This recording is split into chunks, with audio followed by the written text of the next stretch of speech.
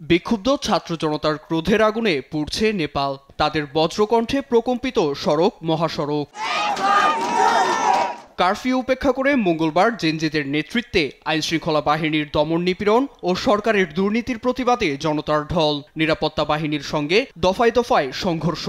আরও ক্ষুব্ধ হয়ে ওঠে ছাত্র জনতা। সংসদসহ প্রধানমন্ত্রী ও প্রেসিডেন্টের ব্যক্তিগত বাসভবনে তারা আগুন দেয়। পরিস্থিতি অবনতি বুঝে পদত্যাগের হিড়িক নামে মন্ত্রিসভায়। এক পর্যায়ে চাপের মুখে দুপুরের দিকে পদত্যাগের ঘোষণা দেন প্রধানমন্ত্রী কেপি শর্মা ওলি। চলছে নতুন সরকার গঠনের প্রক্রিয়া।